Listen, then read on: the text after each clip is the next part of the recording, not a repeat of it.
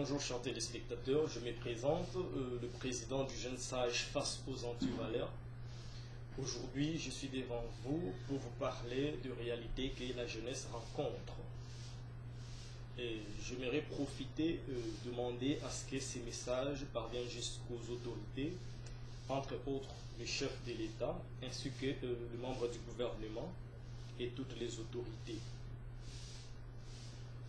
J'aimerais dénoncer cette catégorie d'antivaleurs qui a régné pendant des décennies dans notre pays lorsque les jeunes se mettent à la recherche de l'emploi.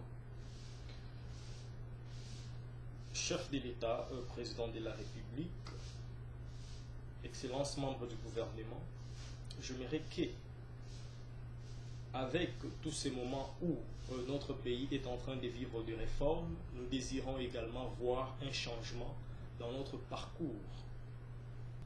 Je m'approche m'adresser à la jeunesse ainsi qu'aux autorités pour pouvoir trouver des paramètres pour l'amélioration de la vie de notre jeunesse et aussi interpeller les autorités pour qu'ils aient la mainmise sur la jeunesse ainsi que leur oreille attentive. Nous sommes la jeunesse d'aujourd'hui et nous avons vécu un passé qui n'était pas du tout facile et aujourd'hui nous venons près des autorités en place pour qu'ils puissent également trouver des solutions pour l'idée. Et nous voyons il y a la gratuité de l'enseignement. C'est vraiment, je peux dire, nous encourageons cela. Et plusieurs d'entre nous reconnaissent avoir obtenu des diplômes miraculeusement. Ils ont des parents soit au chômage et ils devaient vendre des canards, des chèvres et autres choses pour pouvoir s'en sortir. Les autres même des parents sont de travailleurs mais sans salaire. Les autres, les parents sont travailleurs mais ils ont perdu de l'emploi injustement. Et gloire à Dieu, par la grâce du Seigneur, ils ont fini quand même par obtenir ces diplômes. Et lorsqu'ils se lancent dans le marché de l'emploi, ils rencontrent toutes ces réalités. Je profite par cette occasion, chère autorité, Excellence président de la République et les différents membres du gouvernement, dénoncer les antivaleurs que nous rencontrons lors de la recherche de l'emploi dans les différentes entreprises de la place. Il y a une culture qui est née. Pour avoir un emploi, tu dois être un membre de la famille d'un individu se trouvant dans l'entreprise. Soit avoir la facilité de communiquer dans les termes de la corruption. Et nous dénonçons également l'envoi des documents via les adresses électroniques. De là est né également plusieurs arnaques. Et par moments, les jeunes attendent plus et ne reçoivent jamais de réponse ni même des accusés de réception. Nous demandons si cela peut être stoppé momentanément en attendant que les choses ne s'améliorent, mais que les jeunes déposent le document en main propre. Nous dénonçons cela et notre désir est que nous ayons tous les occasions de pouvoir apporter nos lettres de demande d'emploi ainsi que nos différents documents au sein des entreprises. Nous ne voulons plus que nos documents se limitent au niveau de la sécurité d'une entreprise, mais que cela soit entre les mains du directeur des ressources humaines ou des membres des ressources humaines, afin qu'on puisse également examiner notre documentation. Et que cela puisse arriver jusqu'au directeur des ressources humaines parce que c'est à lui que nous adressons les paroles se trouvant dans cette dite lettre. Nous sommes prêts à accepter, à passer devant des tests et dès que nous échouons, nous sommes également prêts à accepter cela et à aller chercher d'autre part.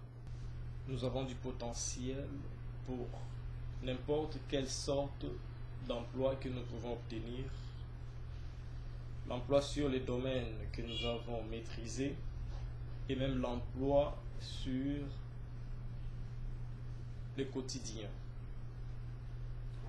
Voilà pourquoi nous allons demander, au lieu que nos documents de recherche d'emploi se limitent au niveau de la sécurité ou de la réception d'une entreprise, il serait mieux que la ressource humaine puisse évaluer ou examiner et soumettre tout le jeune qui se présente au test, quelle que soit la qualité du test, que cela soit plus difficile, mais cela quand même nous permettra de pouvoir nous évaluer et savoir quoi faire. Il y a un autre point, les jeunes, lorsqu'ils essayent d'entreprendre, par moments, ils ne sont pas libres d'entreprendre. Nous allons également demander au service de la sécurité de la nation, entre autres la police, de pouvoir aider cette jeunesse. Les chers chefs de l'État, membres du gouvernement, chers parents, ainsi que toute la population, je vous garantis que la jeunesse a du potentiel.